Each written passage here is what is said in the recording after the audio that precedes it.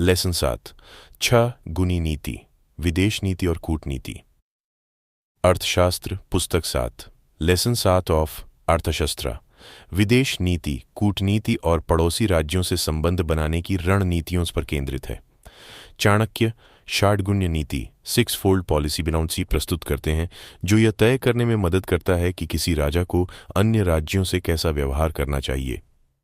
की teachings of lesson 71। 6 गुनी नीति, षाडगुण्य नीति।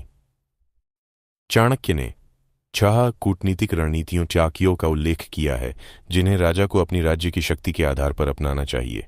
1 संधि, संधि शांति समझौता। यदि राज्य कमजोर हो तो उसे शक्तिशाली शत्रुओं से संधि करनी चाहिए ताकि वह शक्ति बढ़ाने के लिए समय प्राप्त कर सके।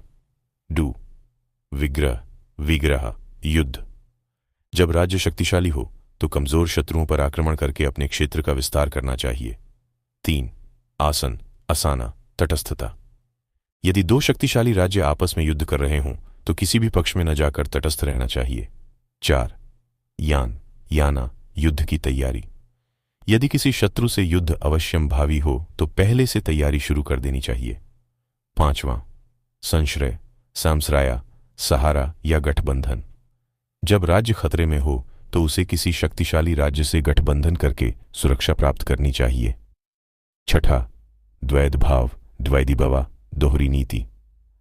राजा को कुछ शत्रुओं से संधि करते हुए अन्य शत्रुओं पर आक्रमण करना चाहिए, एक ही समय पर मित्रता और शत्रुता दोनों अपनाना। अरबा 2 मंडल सिद्धांत, मंडला थ्योरी और पड़ोसी राज्यों की प्रकृति को समझना। चाणक्य का मंडल सिद्धांत कहता है कि पड़ोसी राज्य या तो मित्र होंगे या शत्रु, यह उनकी शक्ति और हितों पर निर्भर करेगा।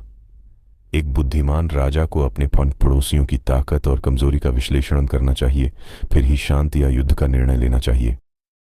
सामान्यतः नजदीकी राज्य प्रतिद्वंद्वी राइवल्स होते हैं, जबकि दूरस्थ राज्य उन प्राकृतिक सहयोगी एलाइज बन सकते हैं।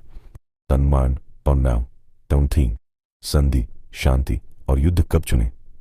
संधि, पीस, संधि का चुनाव करें जब शत्रु बहुत अधिक शक्तिशाली हो, राज्य को भविष्य के युद्ध की तैयारी के लिए समय चाहिए, संसाधन कम हो और युद्ध संभव न हो। युद्ध, वॉर, विग्रह का चुनाव करें जब राज्य सैन्य रूप से श्रेष्ठ हो, शत्रु कमजोर या असंगठित हो, आक्रमण से रणनीतिक लाभ मिले। 4 कूटनीतिज्ञों और गुप्तचरों की भूमिका, role of diplomats and spies. कूटनीतिज्ञों, डिप्लोमैट्स को संधिवार्ता, मनोवैज्ञानिक युद्ध और छल कपट में निपुण होना चाहिए। गुप्तचर, एस्पाइस को शत्रु राज्यों की ताकत, कमजोरी और आंतरिक स्थिति मौन की जानकारी एकत्र करनी चाहिए। राजा को खुली कूटनीति, ओपन डिप्लोमेसी और गुप्तचरी, कोवर्ट इंटेलिजेंस दोनों का उपयोग अपने लाभ के लिए करना चाहिए। 5 राज्य का समझदारी से विस्तार करना, एक्सपैंडिंग द किंगडम। विजय यूं ही नहीं की जानी चाहिए, बल्कि रणनीतिक दृष्टिकोण से होनी चाहिए। पहले कमजोर शत्रुओं को पराजित करना चाहिए, फिर मजबूत शत्रुओं को कमजोर करने के लिए गठबंधन और गुप्तचरी का सहारा लेना चाहिए। विजित प्रदेशों में केवल बल प्रयोग से शासन नहीं चल सकता, बल्कि वहां अच्छे प्रशासन और लोक कल्याणकारी नीतियों से शासन स्थापित करना चाहिए।